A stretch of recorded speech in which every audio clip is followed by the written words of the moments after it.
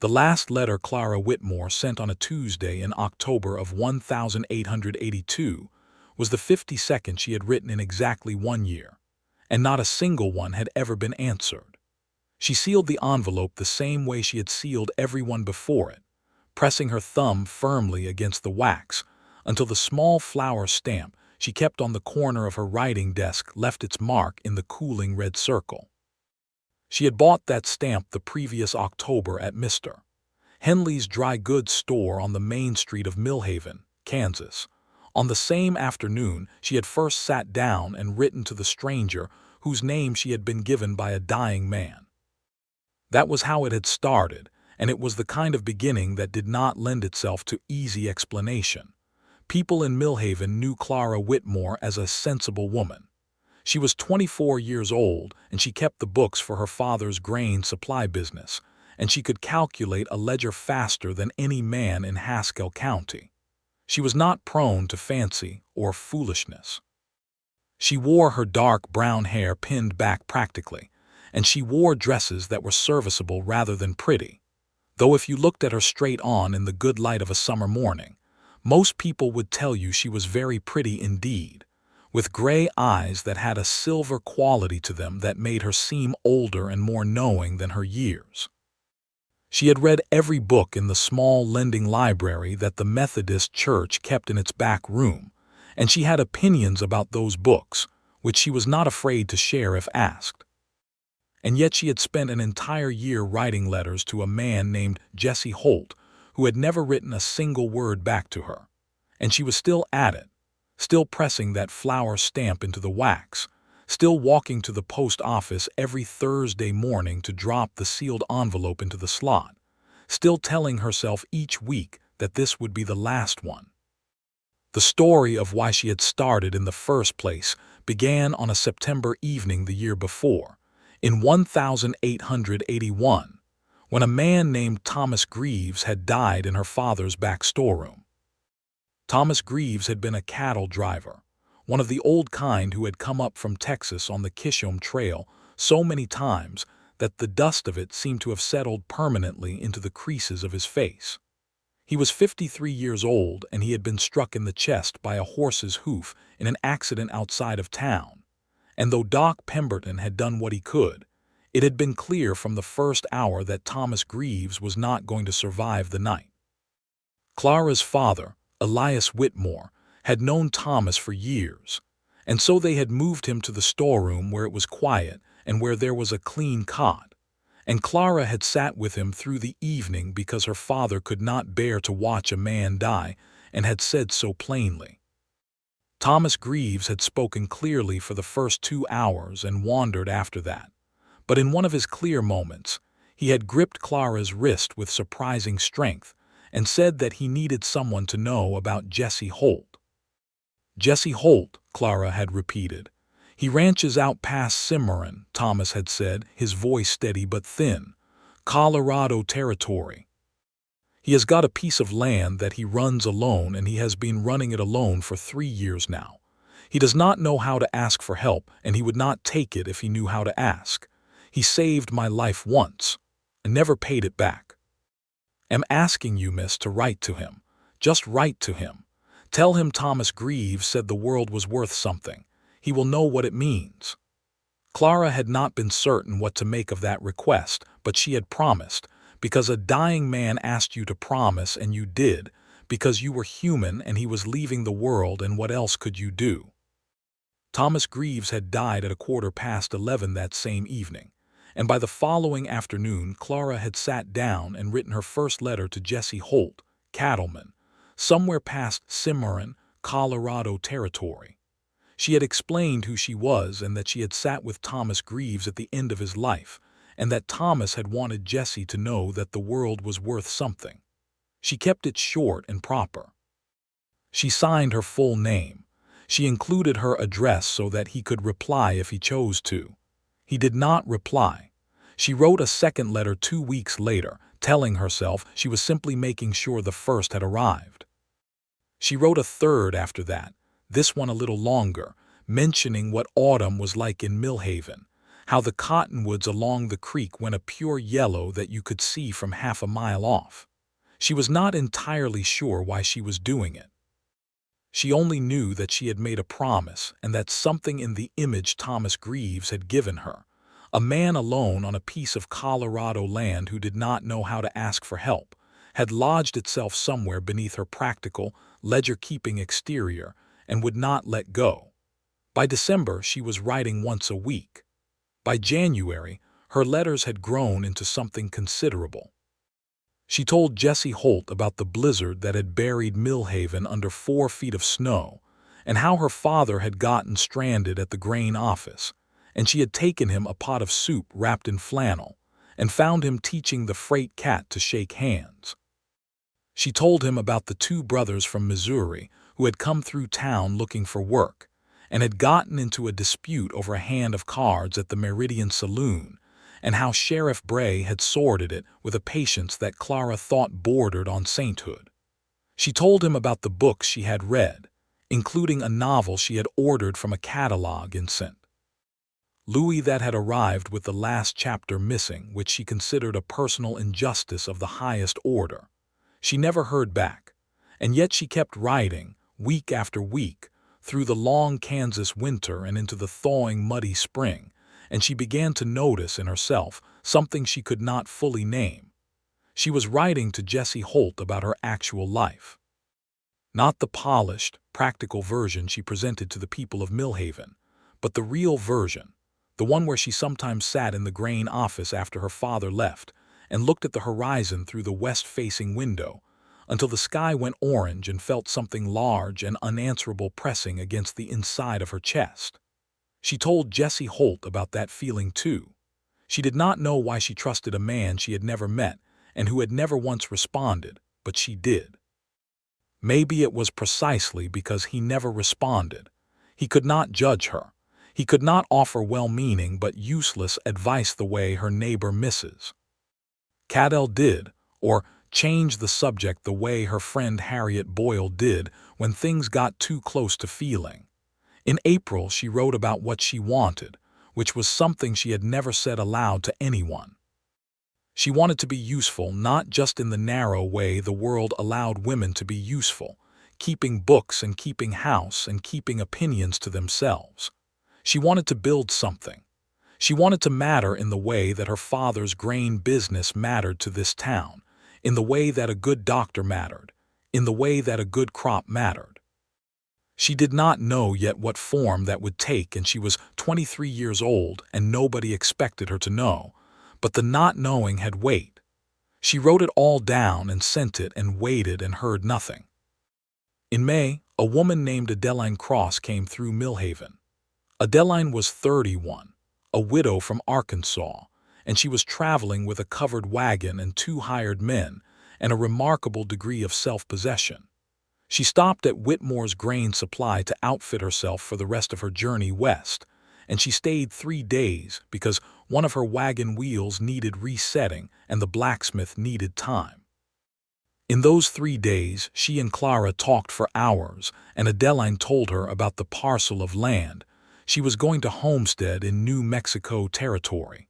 And Clara listened with a feeling that was equal parts admiration and something very close to envy. After Adeline left, Clara wrote to Jesse Holt about her. She wrote 4 full pages and mailed them on Thursday as usual, and spent the following week wondering if she had finally gone completely around the bend, because surely a sane and sensible woman did not spend her leisure hours composing lengthy correspondence to a man who clearly either had not received a single letter, or had received them all and wanted nothing to do with their sender. The thing was, she had checked. In June, growing practical about the situation as she always eventually grew practical about everything, she had gone to the post office and had a serious conversation with old Mr. Pritchard, who sorted the mail, and he had confirmed that yes, her letters were going out and that yes, they were addressed correctly, and that beyond that he could not tell her anything because once a letter left Millhaven it was in the hands of God and the Postal Service, which in Mr. Pritchard's experience amounted to roughly the same thing. She wrote to Jesse Holt about that conversation too. Summer in Kansas in 1882 was brutal, the way Kansas summers were. The heat pressed down from a white sky, and the prairie turned the color of old straw, and the wind that came across it was no relief, because it was itself hot and dry. Clara worked longer hours at the grain office because summer was their busiest season, with farmers coming in to settle accounts and order for the fall, and she was good at the work and she knew it. But the sameness of it, the dailiness of it, had begun to feel like a small and airless room. Her father, Elias, was a kind man who worried about her in the quiet, tactful way that widowed fathers worried about daughters they loved. He had not remarried after Clara's mother died of fever when Clara was 11, and the two of them had built their life together neatly and without drama, and Clara was grateful for it. But she was also 24 years old, and the question of what came next for her was not getting any quieter. In Millhaven, what came next for a woman of 24 was marriage, and there were men who had expressed interest, reasonable men, and Clara had been friendly and pleasant to all of them without encouraging any of them, which was beginning to get noticed. Her neighbor Mrs. Cadell had opinions about it that she aired regularly. Harriet Boyle, who was herself engaged to a farmer named Peter Sutter, asked Clara about it with the kind of gentle concern that was also, Clara suspected, a form of relief that her own situation was settled. Clara did not tell anyone about the letters.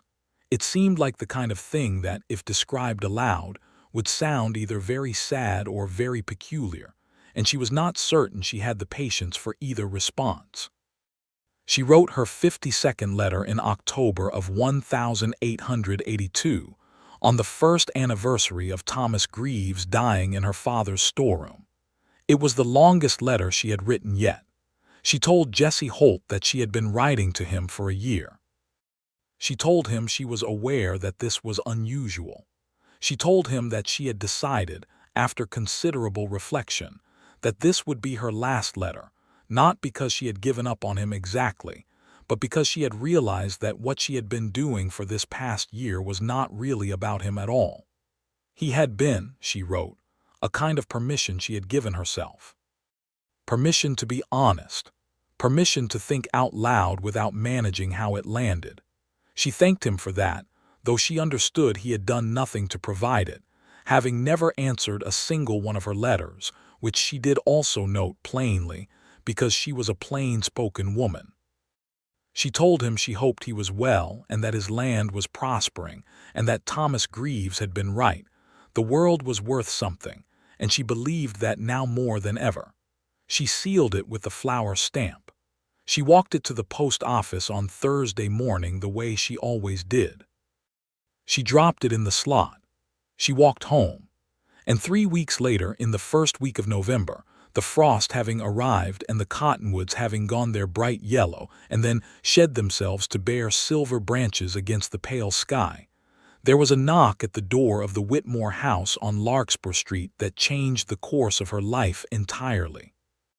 She was at the kitchen table when the knock came, working through a column of figures on a supply invoice, a cup of coffee going cold beside the paper.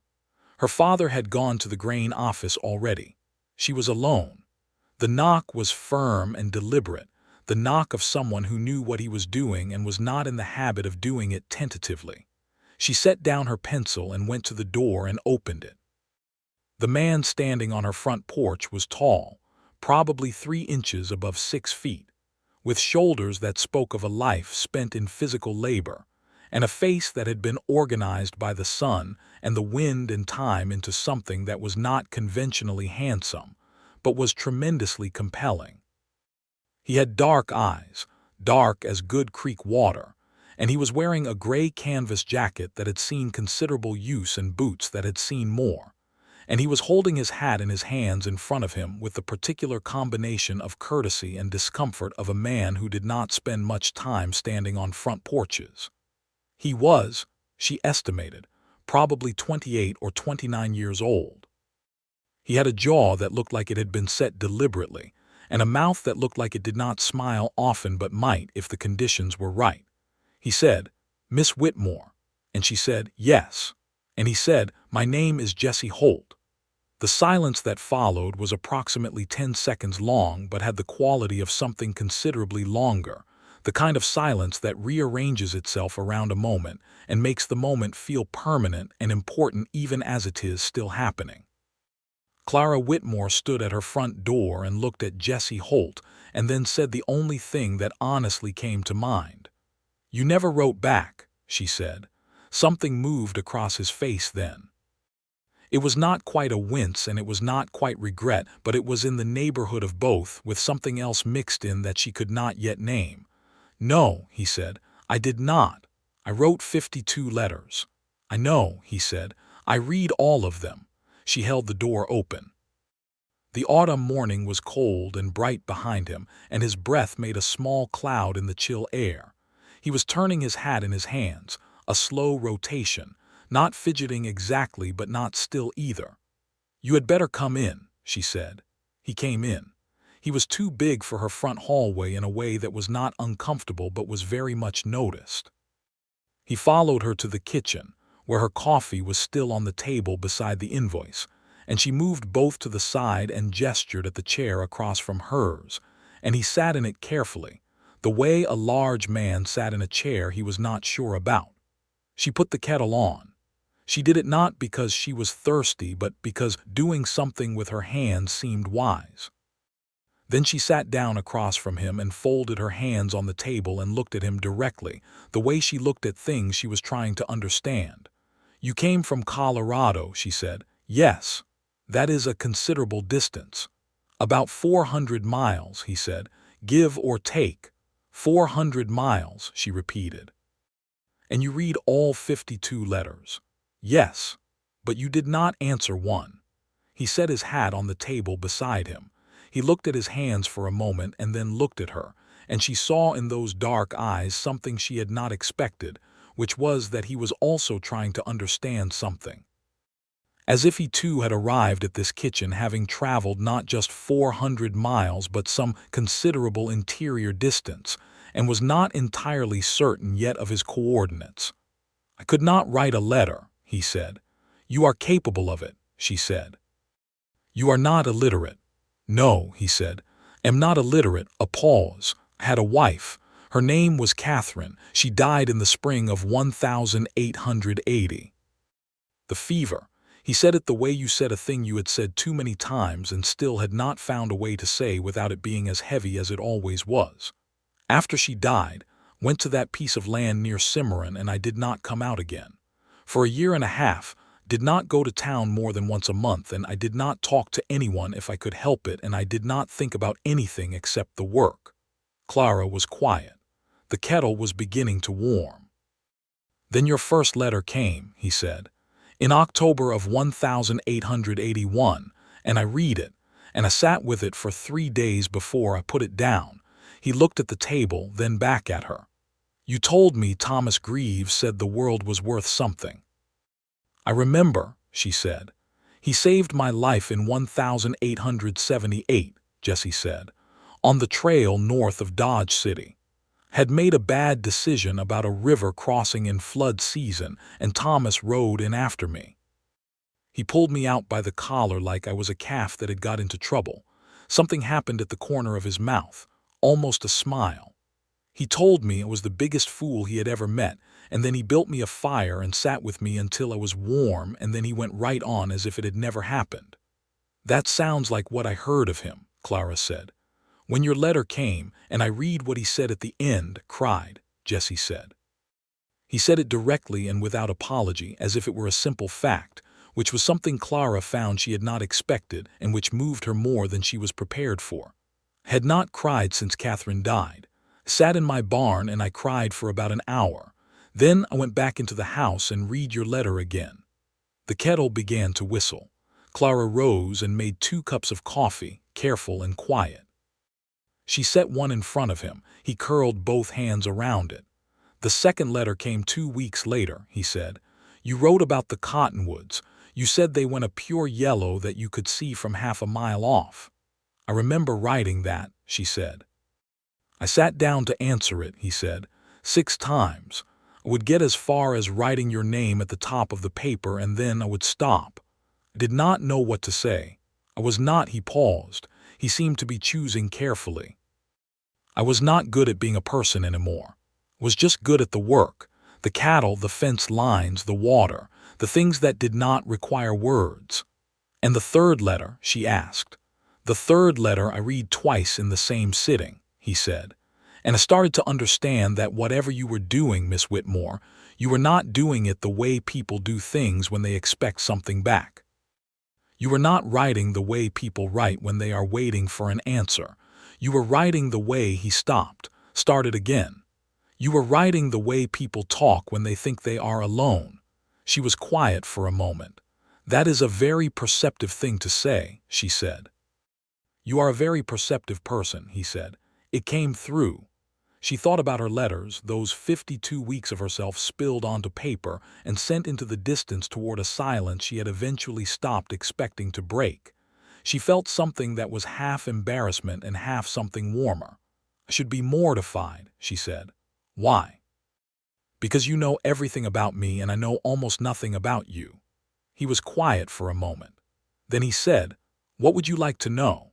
She looked at him across the kitchen table in the November morning light, the cold coming through the window glass, the coffee steaming between them, and she thought that this was possibly the most extraordinary situation she had ever been in, and that she was, despite all logic, not afraid of it. Tell me about the land, she said. And Jesse Holt, who had driven 400 miles on horseback and by stage to sit in the kitchen of a woman he had never met but had come to know through her own handwritten words, took a breath and began to talk. The land was 160 acres of grassland and rocky high country west of Cimarron, in the part of Colorado Territory that people in the East thought of as raw and lawless, but which was, if you knew it, something of tremendous particular beauty. He had filed on it under the Homestead Act in 1879, before Catherine died, when they had both been full of the particular ambition of people who believed the land would meet them halfway. He had built the cabin himself, starting in the fall of 1879 and finishing it through the following spring, and it was a proper cabin of squared log with a plank floor and a real fireplace, not a sod house, and it had a kitchen and a main room and a bedroom and a loft, and the barn was solid and the well was good. He ran 62 head of cattle and he had 3 horses, and he traded his beef through a buyer in Cimarron named Marcus Webb who was honest enough. And in a good year he came out ahead, and in a bad year he came out even, and the years since Catherine died had all been somewhere in that range. He told her about the way the mountains looked from the east-facing door of his cabin in the early morning, when the snow on the peaks caught the first light and went pink before the sky fully brightened. He told her about the meadow below the ridge where the grass grew thick and green through the spring, and where elk came down to graze in the blue dusk. He told her about winter there, which was harder and deeper than Kansas winter, the snow coming in November and sometimes not fully releasing until April, the nights long and cold and very quiet. He did not make it sound comfortable, but he made it sound real. And somewhere in the middle of listening to him, Clara realized that she had been writing to a man whose life was exactly as she had imagined it from the outside of it, but that the inside of it was considerably lonelier than she had let herself fully understand. "Why did you come?" she asked. It was the middle of the morning now, and the kitchen had warmed with the stove going. Why now? Why after 52 letters? He was quiet for a long moment. He turned his coffee cup slowly in his hands. "The 52nd letter," he said. "Told you it was the last," she said. "Yes," he said. "And that was the one that moved you to ride 400 miles. It was the one where you told me that writing to me had given you permission," he said. "Permission to think out loud, permission to be honest." He looked at her steadily. "And then you said it had nothing to do with me, really." "I said that because I believed it," Clara said. "I know," he said. "And when I read it I thought that you were wrong. And then I sat with that thought for about a week. And then I put the horses in the barn with enough feed, and I rode to Cimarron and got on a stage and then another stage and then another, and I came here." He paused. "Because if your permission to be honest had nothing to do with me, then I needed to make it about me. I needed to give you an actual reason for it." Clara looked at him for a very long time. "That," she said carefully, "is either the most romantic thing anyone has ever said to me or the most confusing." "It might be both," he said. "It might," she agreed. Outside, the November wind moved through the bare cottonwoods and the thin Kansas sunlight shifted across the kitchen floor. "You should meet my father," Clara said. "And you should have dinner. And you should tell me where you are staying tonight, because there is a good boarding house on Mill Street, and there is also the hotel, which is more expensive and not any better." Jesse Holt looked at her with those dark creekwater eyes, and she could see something there that was just beginning to loosen, a long frost beginning its first thaw. "The boarding house sounds fine," he said. Elias Whitmore came home from the grain office at 12:30 to find his daughter sitting at the kitchen table across from a very large stranger who was apparently a cowboy from Colorado who had ridden 400 miles in response to a year's worth of letters, the existence of which letters Elias had previously been completely unaware of. He stood in the doorway of his kitchen for a full 5 seconds, hat still on his head, and then he hung his hat on the peg by the door and came in and sat down and said, "Well, coffee?" Elias Whitmore was 61 years old, with the unhurried quality of a man who had survived enough of life to stop being surprised by its arrangements. He shook Jesse Holt's hand and looked at him carefully, and asked him 3 or 4 quiet questions about the land and the cattle operation, not because he was testing him, but because Elias believed you understood a man by understanding his work. Jesse answered without embellishment and Elias listened without interruption, and by the end of it Clara could see that her father had, in his methodical way, formed a preliminary opinion that was not unfavorable. Over the dinner that Clara made, a salt pork and potato stew with cornbread, because she had not been expecting company, and this was what there was, Jesse told them more about the land and about Cimarron, and about the changes coming to that part of Colorado territory now that the railroad was pushing in from the east. Elias told him about Millhaven and about the grain trade, and about the long drought of 1879 and 80 that had broken some of the smaller operations in Haskell County and had nearly broken his own. Clara sat between them and said very little, and felt the extraordinary sensation of her private world, the world she had lived in through 52 letters, suddenly having a physical presence at her table. Jesse Holt had existed in her imagination for a year as a kind of landscape, a space she wrote into. Now here he was, eating her cornbread and talking about railroad land grants with her father, and the solidity of him was something she had to keep adjusting to. After dinner, Jesse went to the boarding house on Mill Street and Clara washed the dishes and her father dried them, and when they were done Elias said, without preamble, "He is a serious man."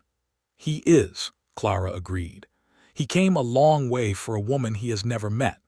"He has read 52 of my letters," Clara said. "In some ways he knows me better than most people do." Elias was quiet for a moment, folding the dish towel carefully. Then he said, "What do you think of him?" Clara looked out the kitchen window at the bare winter yard, the brown grass and the pale sky. "I think," she said slowly, "that he is exactly what I was writing to." Over the following 3 days, Jesse remained in Millhaven, and Clara spent time with him in the way that was proper and also in the way that was completely natural, as if they were simply continuing a conversation that had been going on for a year through the medium of paper and was now shifting to speech. They walked along the creek in the cold November air, and she showed him the cottonwoods she had described, bare now of their gold but still beautiful in their silver winter form. She showed him the grain office and introduced him to the ledger system she had developed, which made him look at her with an expression that was somewhere between surprise and respect. He in turn told her more about himself, the pieces he had never put into letters because nobody had asked. He had grown up in Missouri, the third of 5 children, and his father had been a farmer who worked land that was not really suited to farming, and had worked it harder and harder with diminishing returns until it wore him out. And Jesse had decided at 17 that he would rather work land that suited itself to what he was asking of it. He had gone west at 19, worked cattle on 3 different outfits before he had enough saved to stake his own claim, met Catherine Morris at a church social in Raton in 1878, married her 6 months later. He talked about Catherine the way he had talked about her in the kitchen on the first day, directly and without pretending it was comfortable, and Clara listened the way she listened to things that mattered, which was completely.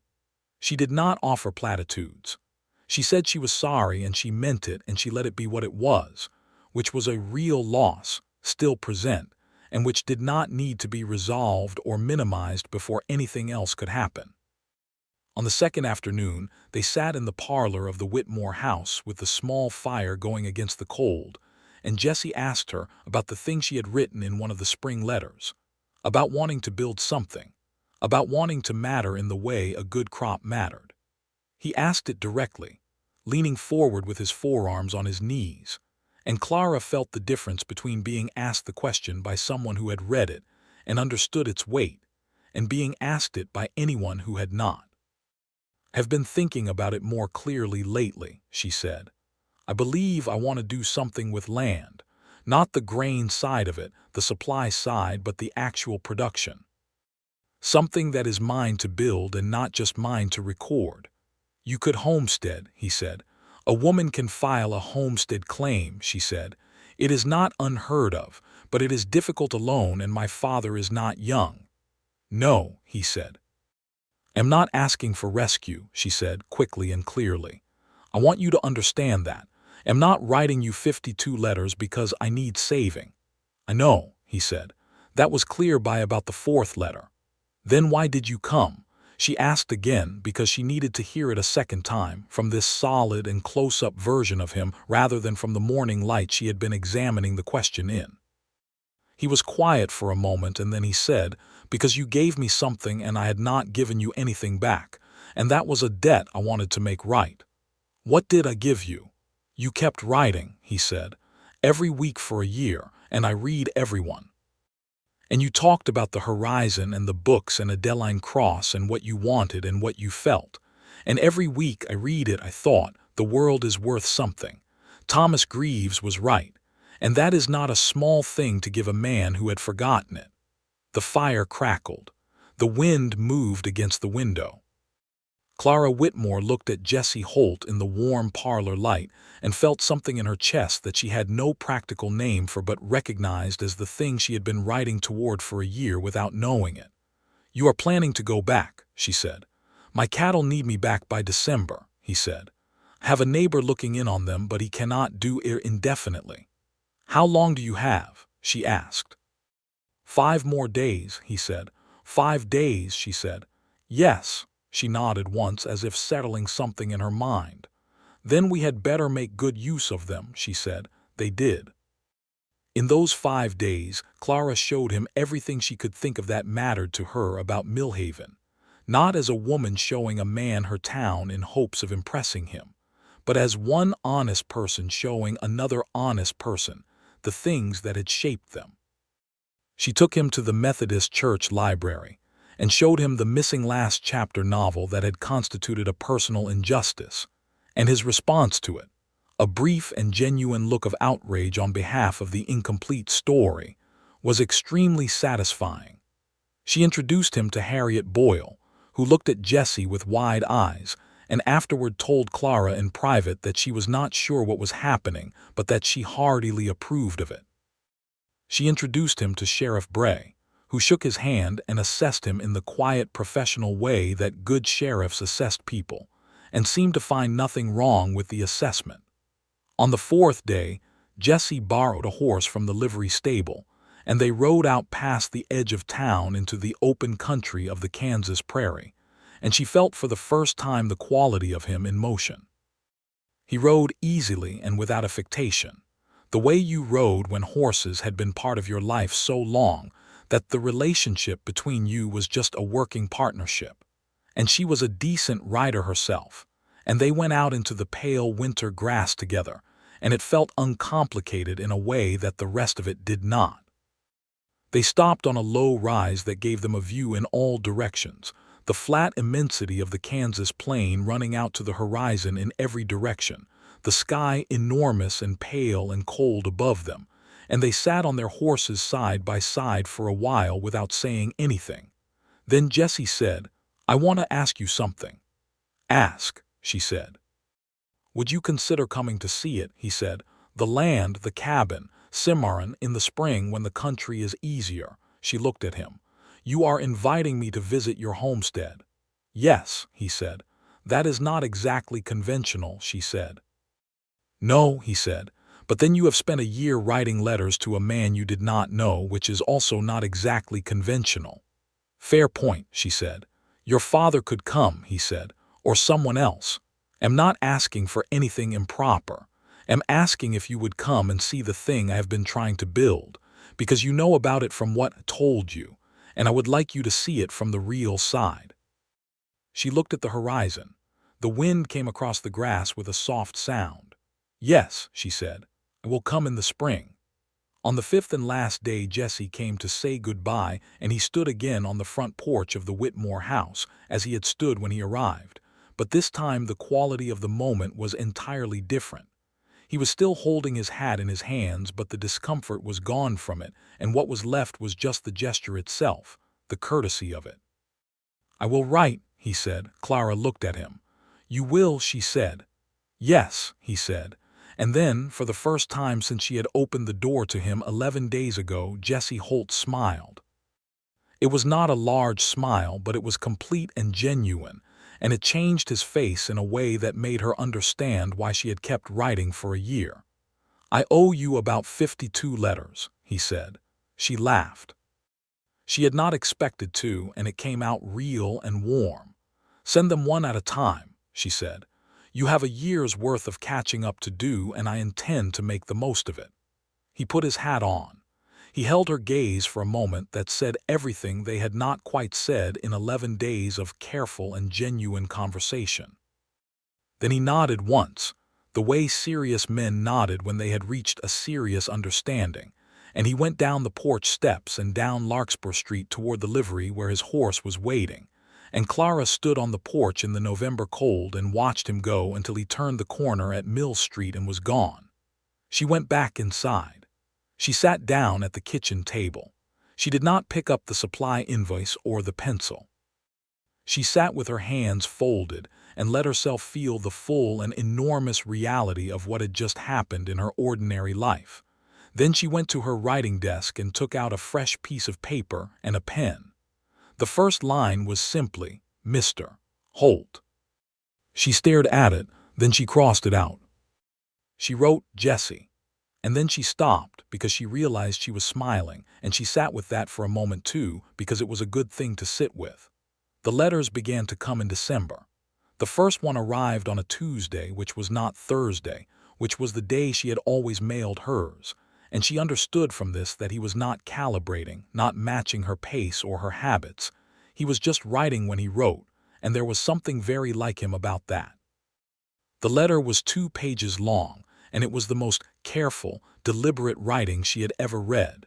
The writing of a man who did not write easily but who was making the effort because the effort was worth making. He told her the cattle had all been accounted for when he returned, and that Marcus Webb, the buyer, was talking about a good price in the spring. He told her the first real snow had come in, and the cabin was holding the cold back well. He told her that he had been reading the book she had mailed him, the one about the American frontier by Francis Parkman, and that he had opinions about several of Parkman's assumptions. He told her that sitting down to write had felt like a door opening in a room he had thought was a wall. She read that last line 3 times. She wrote back immediately, a long letter full of everything she had saved up to tell him since the morning he had left. the small and specific things that she knew he would understand, because she had been sending him the small and specific things for a year, and he had read them and kept them. She told him about the first hard freeze that had come the week before, and how the pump handle had gotten stuck, and she had gone out in the pre-dawn cold to deal with it, and the sky had been so clear and so full of stars that she had stood there for a while with her hand on the pump handle just looking up. She told him that Mrs. Cadell had asked who the tall gentleman visitor had been, and that she had said he was a business associate from Colorado, and that Mrs. Cadell had not believed her for 1 second but had moved on, which was the best possible outcome. She told him she had spoken to her father about coming to Colorado in the spring, and that Elias had been quietly enthusiastic, which meant he had said, "That seems reasonable," and then gone to sit on the porch for 20 minutes by himself, which was how Elias processed things that moved him. The letters went back and forth through December and January, and they were different from what they had been before. Before, Clara had been writing into a silence. Now she was writing into a voice. Each letter of Jesse's was shorter than hers by half, but every line of it was load-bearing, nothing wasted, each word doing the work of several. She found herself reading his letters with the same concentrated attention she gave to the books she loved best. In January, he wrote about Thomas Greaves. He wrote about the particular way Thomas had had of looking at a hard situation and simply working out the most direct route through it, without drama or self-pity or the posturing that a lot of men did. He wrote about being 22 years old on that flooded river crossing and knowing he was in real trouble, and the extraordinary feeling of a hand closing on his collar and hauling him out. He wrote about the fact that he had thought of Thomas often in the 3 years since his friend's death and had not found a way to properly close the door on the grief of it, and that Clara's first letter, the one that gave him Thomas's words from the end, had done something he had not been able to do himself. It had let him close the door gently and set the memory in the right place in his heart, which was a permanent and honored place, not the painful and unresolved place it had been sitting in. Clara cried reading that. She was at the kitchen table and she cried quietly for a few minutes, and then she dried her face and wrote him a response that was among the most honest and most tender things she had ever put on paper. By February, she was aware that she was in love with Jesse Holt. She was a practical woman, and she examined the feeling practically. She had met him in person for 11 days in November. She had exchanged something like 30 additional letters with him since then. She had been writing to him for 14 months in total. And the thing she felt when she read his handwriting, and the thing she felt when she thought about seeing the mountains he described from the door of a cabin he had built with his own hands, was not a small or manageable thing. It was the large and unanswerable thing she had felt pressing against the inside of her chest from the west-facing window of the grain office, and it had found its direction. She did not write any of this in her letters in February. She was not ready to say it yet, and she thought Jesse was not ready to receive it, and she trusted the patience of it because she had been patient for a year already, and she knew how to do it. In March, he wrote something that opened a new door. He wrote about the spring thaw and the meadow below the ridge where the elk came, and he wrote about walking out there in the early morning and standing in it, and thinking about the future for the first time since Catherine's death, not in a careful or guarded way, but in a genuinely open way, the way you thought about it when it seemed like a real country again rather than an abstraction. He did not say Clara's name in connection with this thought, but he did not need to. She understood his letters by now the way you understood the sentences of a book you had read closely enough to know its full architecture. She wrote back and told him she had begun putting aside money from her salary at the grain office for the journey to Colorado. She told him she had been looking at maps. She told him she had found in the church library a pamphlet published by the Colorado Territorial Land Office describing the country around Cimarron, and that she had read it twice, and that it had told her things but not the things she actually wanted to know, which were the things only a person standing in that country could tell her. In April he wrote, "I will meet you in Cimarron, you tell me the date." She wrote back, "June the 12th. He wrote back 2 words, "I will be there." Elias Whitmore was as good as his quiet word. He made arrangements to have his bookkeeper, a young man named Fletcher who had been working for him for 2 years, manage the office for the 2 weeks Elias would be away. And he made no speech about the journey or its implications, and he did not ask Clara questions she had not invited. But she knew her father, and she could see in his eyes the particular quality of a man who was thinking about something important and keeping his thoughts appropriately to himself. They left Millhaven on June the 5th, taking the train from Dodge City west and then south, changing in the way that rail travel in 1883 required, with the lines incomplete and the connections sometimes involving stages and sometimes involving waiting rooms that smelled of coal smoke and other people's lunches. It was a long and not always comfortable journey, but Clara had her window seat and her book and the company of her father, who turned out to be an excellent traveler in the sense that he needed very little from the experience except the forward motion of it. She watched the country change through the window. Kansas gave way to the edge of the plains, and then the edge of the mountains began to appear, first as a rumor on the western horizon, and then as something real and escalating, the Front Range rising from the flat in a way that was neither gradual nor dramatic but simply undeniable. She had never been this far west. The scale of the country was different here.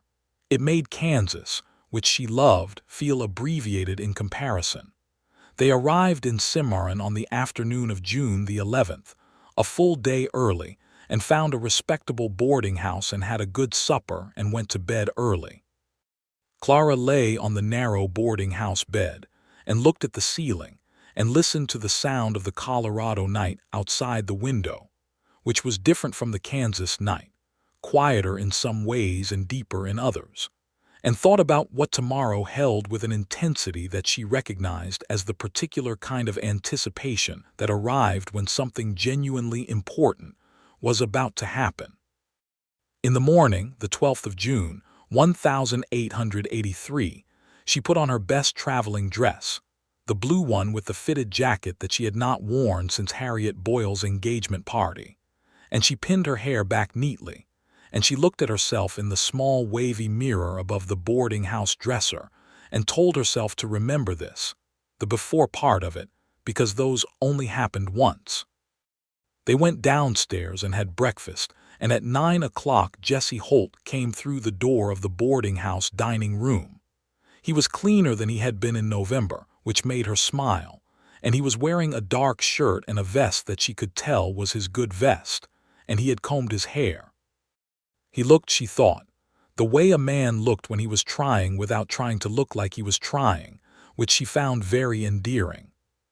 He saw her across the room, and for a moment he was completely still, the way a man was still when he was confronted with something that matched what he expected and exceeded it simultaneously.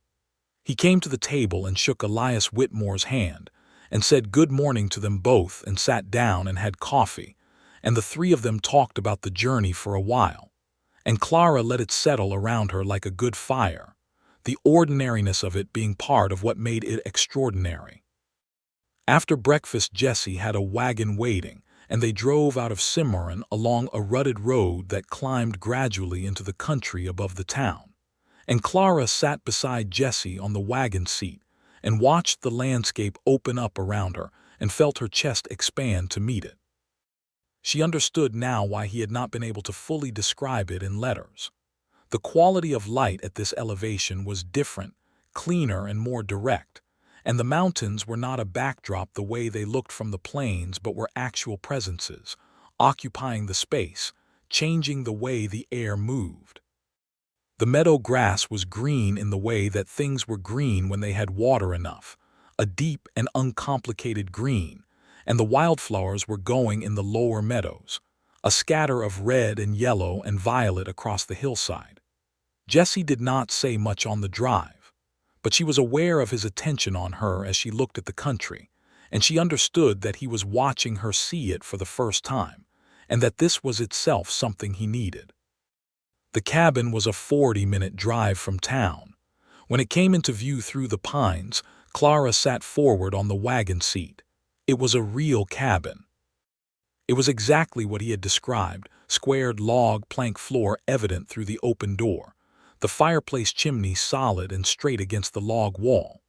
There was a kitchen garden at the south side that had been recently turned and planted, and the barn was large and well built, and the fence lines radiated from it in straight, maintained lines. The whole place had the look of something that had been built to last by someone who intended to be there for a long time. She climbed down from the wagon before Jesse could help her and walked toward it, and then turned in a slow circle and looked at the mountains above and the meadow below and the sky, which at this altitude was a blue so deep it was almost painful. "This is real," she said. He had come to stand a few feet from her. "Yes," he said. "I wrote about imagining it," she said. "In one of the letters. Said I tried to picture it from the outside. May, the second week," he said. He remembered. She had not expected to be moved by the fact that he remembered the timing of a letter she had sent over a year ago, but she was. "I did not get the mountains right," she said. "Nobody gets them right from description," he said. "They require the actual thing." Elias Whitmore, with the tact of a good father, had gone to inspect the barn and was occupied there for the next 20 minutes. And in those 20 minutes Clara and Jesse walked the perimeter of the cabin and the garden, and she asked questions and he answered them. And it was the most natural thing she had ever done, as natural as the letters had been, only now there was this physical world around them, this solid and particular place that he had built. They went inside. The cabin was clean, more deliberately clean than a man living alone in remote country typically kept things, which she also noticed. There was a table and 2 chairs and a cookstove and a bookshelf with a small row of books, and on the bookshelf was Francis Parkman's book, the one she had mentioned in her letter, and beside it in a flat stack were her letters, all 52 of them, plus the ones from after November, stacked neatly. She stood and looked at them for a moment. She felt Jesse behind her, not close but close enough that she was aware of him. "You kept them," she said. "Yes," he said, "all of them." "All of them," he said. She turned around and looked at him. They were inside, and the light was different in here, softer, coming through the 2 small windows, and he was close enough that she had to look up to meet his eyes. Those dark eyes that she had spent 11 November days learning and all the months since imagining. "Jesse," she said. "Clara," he said, and the way he said her name, with the particular weight of someone who had been thinking a name for a long time without saying it, was enough to make her certain of what she already knew. "I should tell you something," she said, "so that you know. Am not here to be rescued, am not here because I need a solution. Am not here because Millhaven is insufficient and I need an escape from it. I know," he said. "Am here because have been in love with you since approximately February, and I needed to come and see if the real version of you matched the version I had built out of your letters, and it does. It very much does. And I thought you should know that plainly, because I am a plain-spoken woman and life is short, and I have already spent a year riding into a silence, which I am not inclined to repeat." Jesse Holt looked at her for a long moment. And then he reached out and took her hand, carefully, and held it in his large, work-roughened hand, and he said, "I have been in love with you since the letter about the pump handle and the stars." She had not expected February. She had not expected to be the precise moment. But the pump handle and the stars was the thing she had written in December, and she thought about him reading it in the snow quiet of this cabin with the mountains dark above it, and she was glad she had written it, and she was glad he had said it, and she was glad she had come. Elias Whitmore, emerging from the barn with a diplomatically timed satisfaction, found them standing in the doorway of the cabin, not quite properly close, but close enough that a father who was also an honest man could read the situation accurately. He looked at them. He looked at the mountains. He said, "Fine barn." Jesse invited them to stay for dinner, and he cooked a meal that demonstrated he was a capable man in a kitchen, which was not always to be expected of men who lived alone in remote country, but which Clara filed away as a thoroughly positive development. He had beef that was his own and vegetables from the garden and a bread that was heavy and honest. And they sat around the table and talked until the sun had moved well past the mountains, and the evening came in blue and cold and still. When Jesse drove them back to Cimarron in the dusk, the mountains holding the last of the light on their peaks, Clara sat beside him on the wagon seat with the warmth of him against the evening chill, and she thought about 52 letters and a knock on a November door and 400 miles in a stage. And she thought about what Thomas Greaves had asked her to tell a stranger, which was that the world was worth something. And she thought that Thomas, wherever he had gone, deserved to know that it had worked out.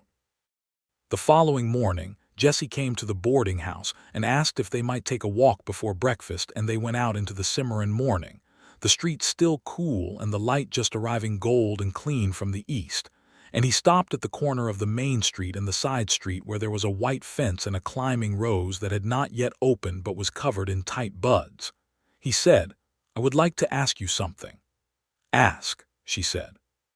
"I would like you to come back," he said, "not as a visitor." Permanently, he looked at the climbing rose and then back at her. "I am not a man who says things lightly. Have thought about this from every angle I could find. And the angle I keep arriving at is that I want to build this with you. The land, the cattle, the next part of it. I want to build it with you." He paused. "I am asking you to marry me." Clara Whitmore looked at Jesse Holt in the Cimarron morning and felt the whole architecture of the past 14 months settle into sense, the way a well-built frame settled into place, everything where it was supposed to be, everything load-bearing. "Yes," she said. He exhaled. She was not certain he had been breathing. "Yes," she said again, because it was worth saying twice. They told Elias at breakfast. Elias put down his coffee cup very carefully and looked at his daughter and then at Jesse and then back at his daughter. His eyes were bright in the way that a man's eyes were bright when he was feeling something he was not going to allow himself to display in a public dining room. "Well," he said. "Well," Clara agreed. Elias reached across the table and shook Jesse's hand. Then he said, "You will take care of her." "She will take care of herself," Jesse said. "But yes, we'll be there while she does it." Elias looked at him for another moment and then he said, "Good answer," and picked up his coffee again. They were married in October of 1883, which was, by Clara's private reckoning, the second anniversary of Thomas Greaves' death, and therefore a significant and fitting date, though she did not explain this to everyone who asked about the timing. The ceremony was in Millhaven, at the Methodist Church, because that was her home and Elias was there. And Jesse came east for it and stood at the front of the church in a dark suit that fit him considerably better than his canvas jacket, and looked at Clara coming down the aisle with the expression of a man who knew exactly what he was looking at. Harriet Boyle, who was now Harriet Sutter and was expecting a baby in the spring, cried at the reception and said it was the most unusual and romantic courtship she had ever heard of, which was probably true. Mrs. Cadell told anyone who would listen that she had known from the moment she saw that tall man on Larkspur Street that something significant was underway, which was not quite accurate but was not entirely false either, and Clara let her have it. Sheriff Bray told Jesse that Millhaven had been glad of his visit and would be sorry to lose Clara, and that he wished them both the very best, and there was a simplicity to how he said it that Clara appreciated. Elias walked his daughter out of the church and into the October afternoon light and hugged her for a long moment and said, "Your mother would have been very glad of him." Clara held on to her father and thought about her mother, who had died when she was 11, and whom she remembered most specifically as the smell of lavender and the sound of singing from the kitchen in the early morning, and she said, "I think so too." She said goodbye to Millhaven with a full and deliberate ceremony of it, going through each familiar thing, and committing it to memory, while understanding that memory was not a lesser version of the thing but a different kind of possession of it. She was not leaving because Millhaven was insufficient. She was leaving because she was going towards something, and because going towards something was what she had been made for, and she had known this about herself for years, and had written about it in letters to a man who had read them and understood. They returned to Colorado in the second week of October, the mountains putting on their fall, the aspen going gold in the high country in a way that was different from Kansas cottonwoods but had the same quality of unreasonable beauty. Clara stood in the doorway of the cabin on the first morning and looked at the mountains with the early light on them and the elk meadow below still dark, and she felt the rightness of it, not as a surrender but as an arrival. The first winter in that cabin was an education. She had known, from Jesse's letters, and from everything he had told her, that winter in the Colorado high country was serious, and it was serious in the way that things were serious when they were also beautiful. The snow came in November as promised, deep and white and final, and it came with a cold that had a physical quality to it, a tangible presence, and the cabin's fireplace and the cook stove became the center of everything in a way that felt good and right and purposeful. She worked. She had always worked, and she found that here the work expanded to meet her in a way that the grain office ledgers never quite had. She learned the cattle operation alongside Jesse, not as a passive observer but as an actual participant, because Jesse had said from the beginning that this was to be a partnership, a word he used in the specific and serious way of someone who meant it structurally rather than ornamentally. She learned which cattle had which dispositions, and which of the fence lines were weakest in the spring thaw, and how to read the weather coming in from the west in the particular way you needed to read it here. She also kept books. The business of the ranch needed accounting, and she set up a ledger system in the first month that made Jesse look at it with the same expression of surprised respect he had had in the Millhaven grain office, and which she found equally satisfying both times. In the second month of their marriage, in the long evenings when the snow was deep outside, and the fire was going, and the world had contracted to the warm circle of the cabin's light, they talked. They talked the way people talked who had already given each other the best and most honest parts of themselves through paper and ink, and now had the luxury of voice and presence to work with. They talked about the land and about what they wanted to build on it and about books and about the people they had known and the people they had been and were becoming. Clara told Jesse things she had never put in letters, the things that had not made it onto paper because they were too close to say even to a silence. She told him about the grief of her mother dying when she was 11 and the particular loneliness of a house that had reorganized itself around an absence, and how she and Elias had managed it by becoming efficient and by not talking about it, and how the efficiency had been necessary and also a way of not doing something important, and that she was still doing the important thing. She was still grieving her mother in the quiet, ongoing way of a thing you did not finish but learned to carry. Jesse listened. He was a complete listener, his attention not divided, not performing but actually present, and it was one of the things she loved most about him, among many things she loved most about him.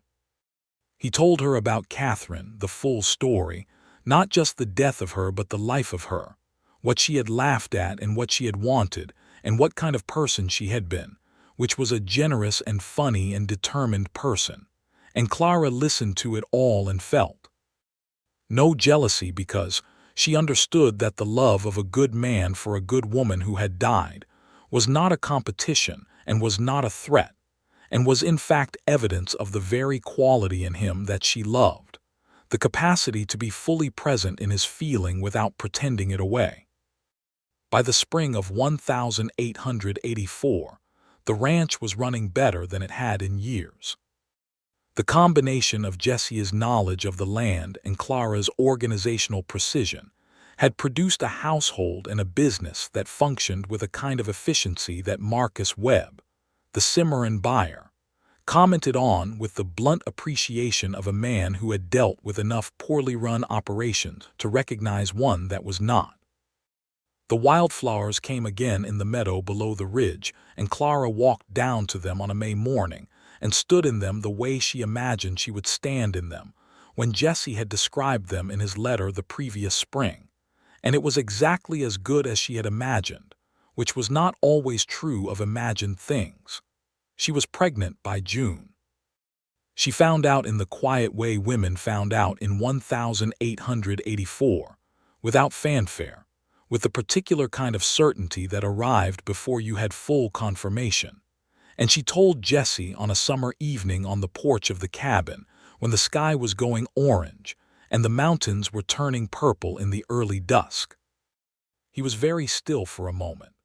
Then he put down the piece of harness he had been mending and turned and looked at her, and the expression on his face was something she had no exact word for, something made of the specific combination of joy and fear, and the awareness of the largeness of a thing happening right now in real time. "Are you?" he started. "I am," she said. He came to her. He took her face in his hands, those large and careful hands, and he looked at her the way he had looked at her in that cabin doorway in Cimarron the previous October, completely and without reservation. "Clara," he said. "Jesse," she said. She wrote to Elias immediately.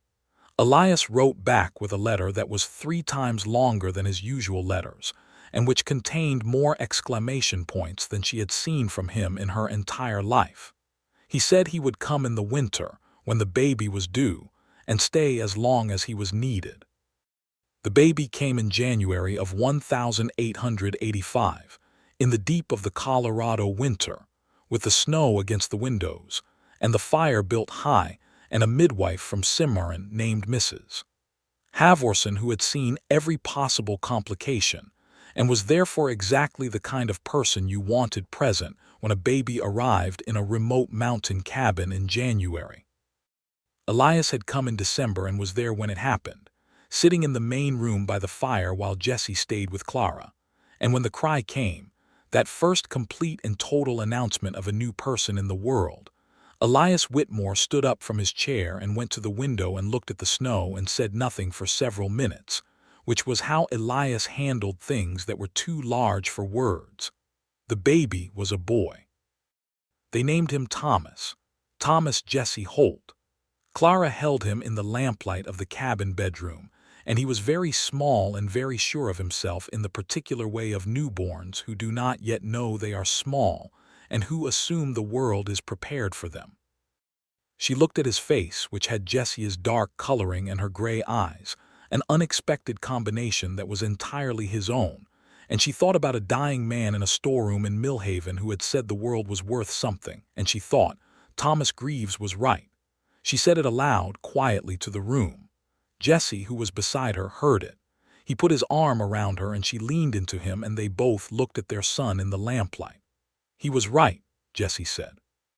Thomas Holt grew into himself over the following years with the confidence of a child raised between 2 capable people who loved each other genuinely, and showed it without performance, which was the best kind of love for a child to grow up around. He had Jesse's temperament, patient and observant, and Clara's directness, and the combination made him an interesting and good-natured child who asked good questions and listened to the answers. The ranch grew. By 1887, they had expanded to 140 head, and had built a second barn and a proper chicken house, and had improved the kitchen garden to a full half-acre that Clara managed with the same organizational precision she brought to everything, reading the soil and the growing season and the altitude the way she read a ledger, looking for patterns and adjusting. They hired a hand, a young man named Will Crawford from Taos, who was 19 and quiet and competent, and who slept in the loft of the second barn and ate dinner with them most evenings and became, over time, something like a fixture of the place. Clara also began, in 1886, to do something she had told Jesse about in one of her letters from the previous spring, the letter about wanting to build something useful. She began keeping a detailed account of the ranch's operations, not just the financial ledger but a full record, the weather patterns, the grazing conditions, the cattle health across the seasons, the soil conditions in the garden, the way the frost came and went on the meadow below the ridge. She had read about the agricultural experiment stations being established in the eastern states, and she had formed the idea that this kind of systematic observation, done over years, was useful not just to her own operation, but to others in the region who were trying to figure out what this country could and could not do. She sent her first set of observations to the Colorado Territorial Agricultural Society in Denver in the spring of 1887, with a letter explaining her methodology.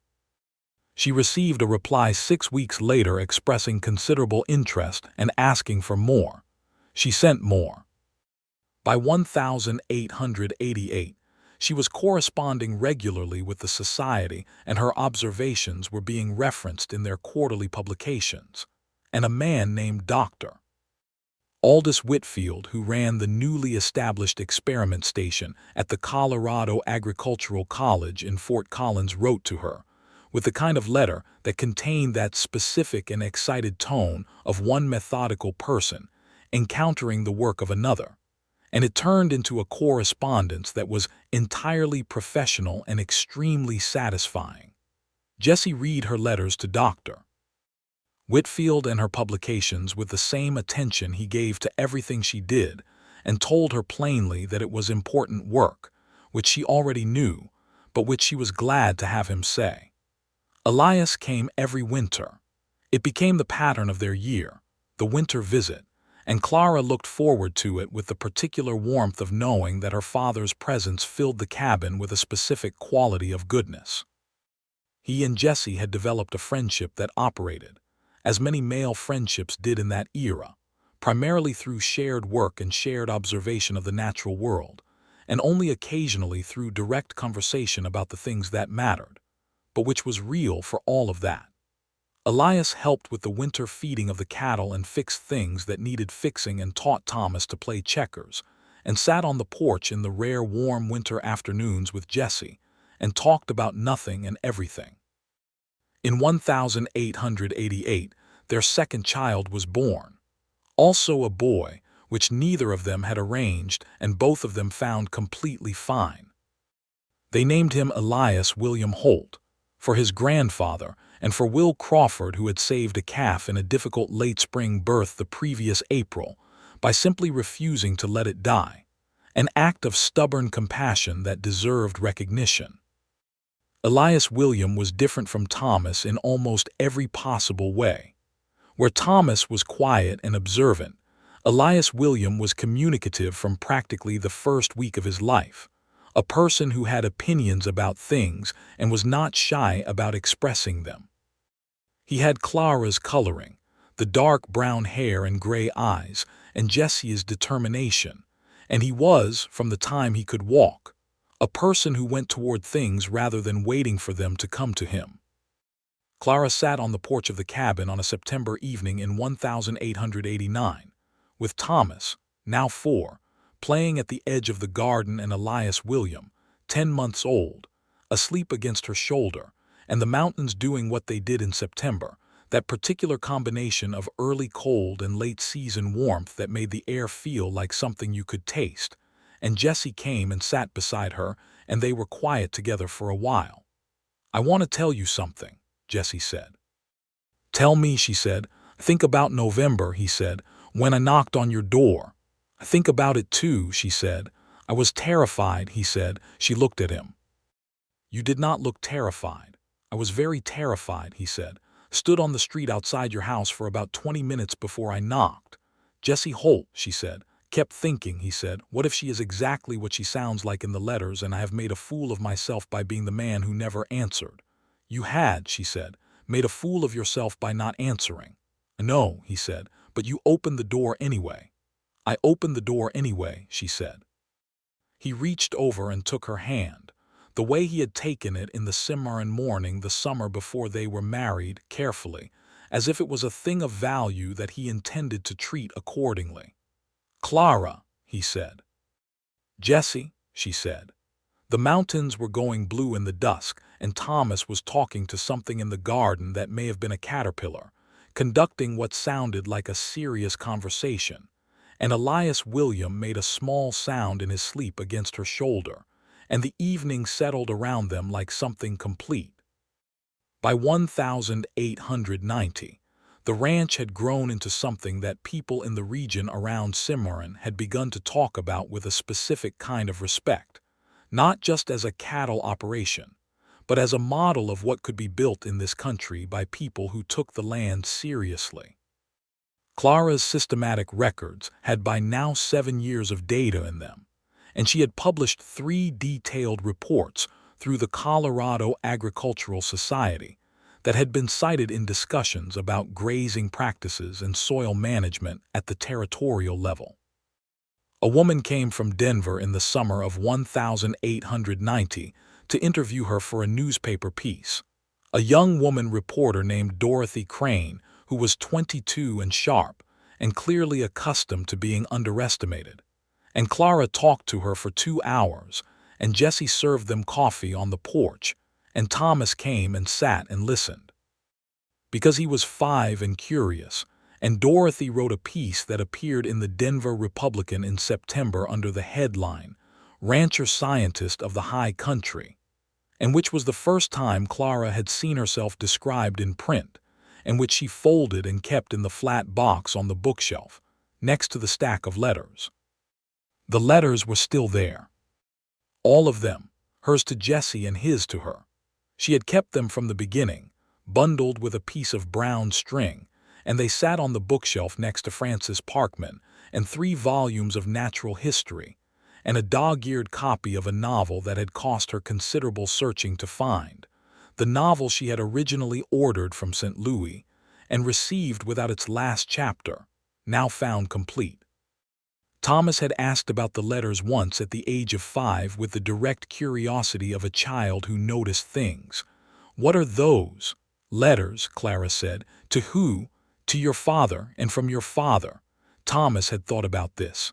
"Before I was born." "Before you were born," she confirmed. "Were you friends?" he asked. "We were," she said. But you did not know each other." "We knew each other very well," she said. "We just had not met yet." Thomas had processed this with the expression of a child working through something that was logically complex but not quite impossible, and then had gone back to whatever he had been doing, satisfied enough with it. The years after 1890 brought more children and more changes to the country around them, the way the years after 1890 brought changes to all of the West. The railroad was well established now, and the territories were becoming states, and the old wilderness of it was not exactly gone but was reorganizing itself, receding in some ways, intensifying in others. The Sioux had been confined at Pine Ridge the previous year, and the news of Wounded Knee came in December of 1890 with the weight of something irreversible and terrible. The final suppression of a people who had lived in this country long before any homestead claim or railroad survey, and Clara and Jesse talked about it seriously, and with the full weight it deserved. The violence of it and the injustice of it was not something that the beauty of their own life could diminish, and they did not try to diminish it. The land they ranched had been land before it was theirs and would be land after, and the people who had lived on it before the Homestead Act had done so with a relationship to it that the act itself had violently severed, and Clara wrote about this in her agricultural reports with an honesty that some of her correspondents found uncomfortable and others found necessary. In the spring of 1891, their 3rd child was born, a girl they named Catherine Rose Holt. Catherine for the woman Jesse had loved and lost, and Rose for the climbing rose in Cimarron that had been in bud the morning he had asked Clara to marry him. She arrived in May with a determination that was evident from the start, and a set of lungs that confirmed she intended to make herself known in this world. She had Jesse's dark eyes and the capacity for feeling things fully and expressing them directly that both of her parents possessed. And she was, from the first, the one who ran toward things at full speed and sorted out the details later. Thomas, at 6, greeted his sister with the solemnity of a person who understood that something significant had happened, and Elias William, at 3, greeted her with the enthusiasm of a person who was glad to have someone new to talk to.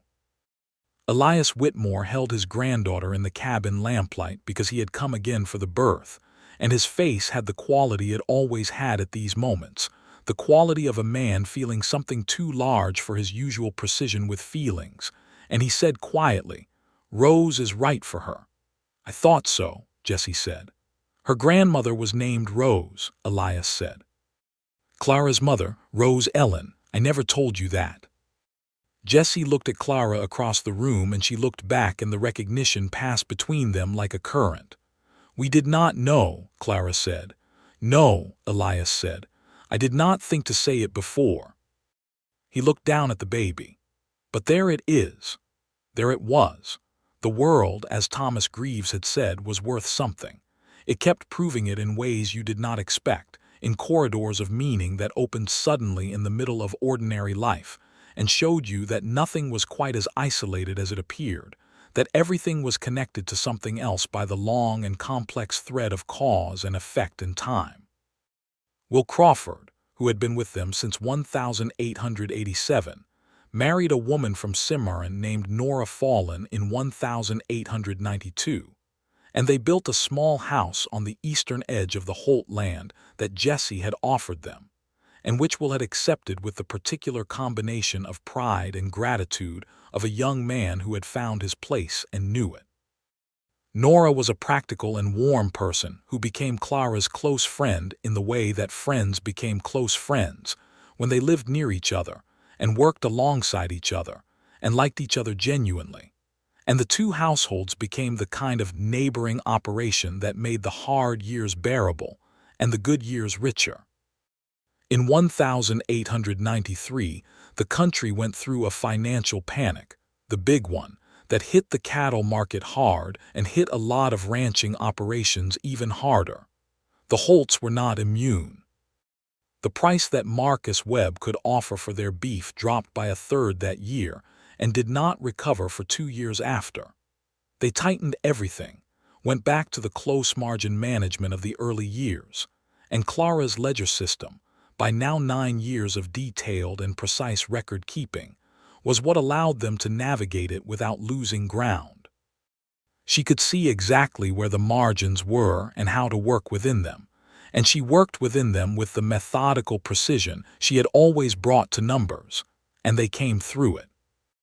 Jesse, during the hardest months of 1893, came in from the cattle one December evening and sat at the table with the expression of a man who had been running his calculations and was not entirely satisfied with them. And Clara put his supper in front of him and sat across from him and said, "Tell me the number that is worrying you." He told her. She got out the ledger and they worked through it together at the table with the fire going, and the children asleep in the loft and the Colorado winter pressing at the walls. And they found a way through it together, as they found their way through everything, directly, and without pretending it was comfortable and with the full application of both their minds. The spring of 1894 brought better prices and better weather, and the sense of having come through something that had tested the structure of the thing they had built and found it sound. Thomas started at the school in Cimarron that year, riding in with Will Crawford, who had reason to go to town most mornings.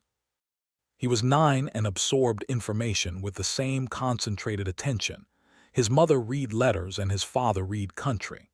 His teacher, a serious young man named Mr. Aldrich, wrote to Clara at the end of the first term to say that her son had the most rigorous thinking of any student he had encountered in 5 years of teaching, which Clara read aloud to Jesse at supper, and which Jesse received with the expression of a man who was trying not to appear as pleased as he was.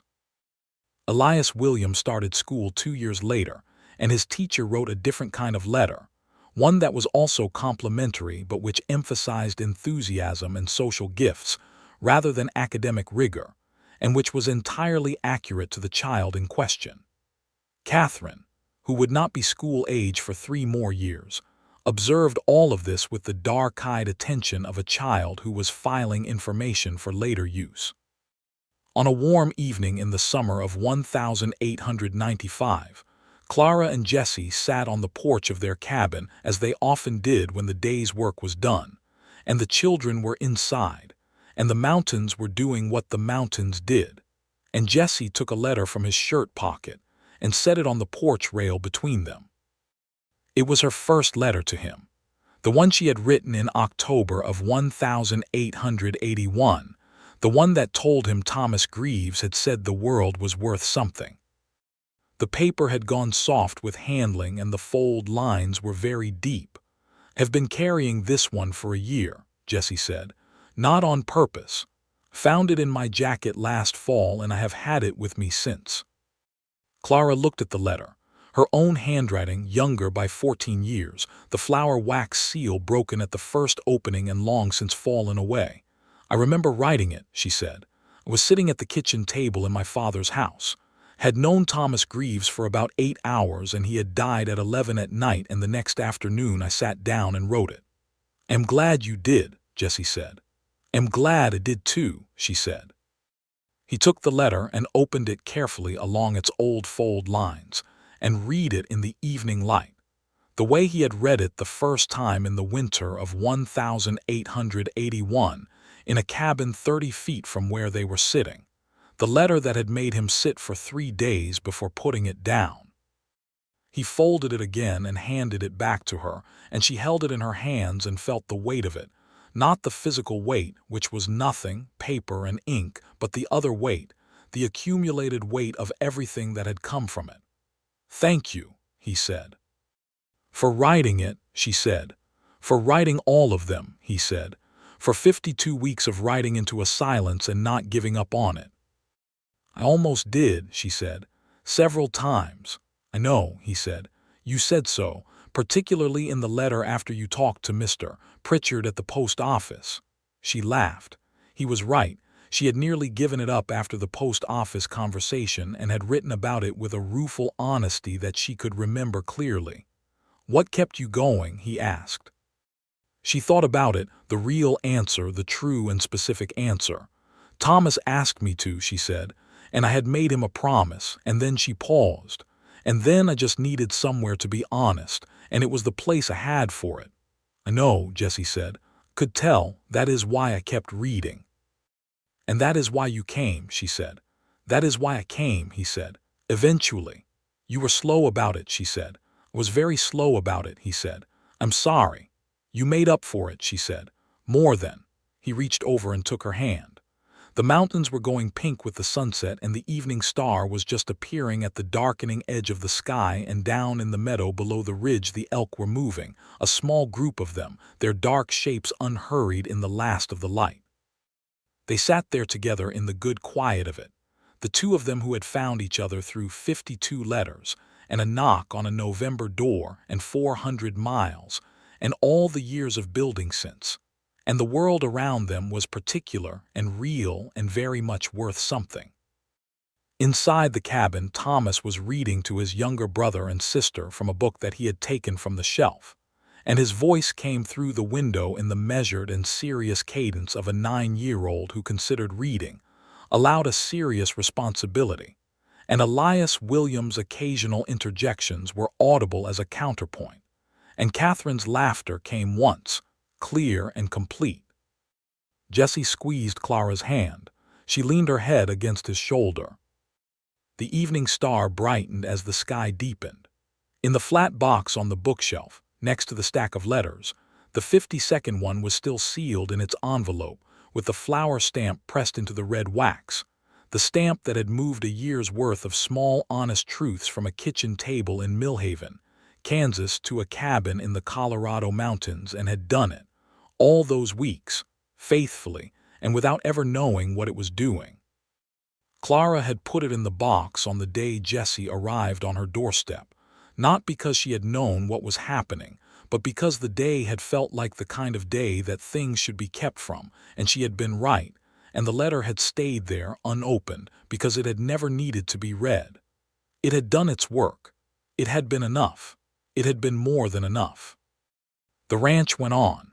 The years went on. The children grew into themselves. The mountains changed with the seasons the way they always had and always would, indifferent to and magnificently compatible with the lives being lived below them. The ledger filled and was replaced by another ledger. The letters accumulated in the flat box until the box would barely close.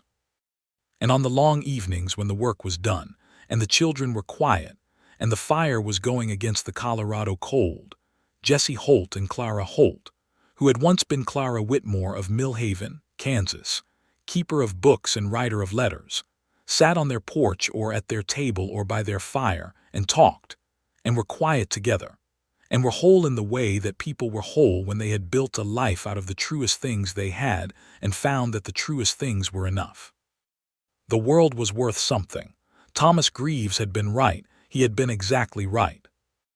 And he had known it was true because a young man had pulled him out of a flooded river once, and he had known because a young woman had sat with him when he was dying, and the truth of it had traveled from him to her, and from her through 52 letters into a silence that had turned out not to be empty after all, only quiet, the way the mountains were quiet, full of everything that mattered, waiting for someone to come close enough to hear it.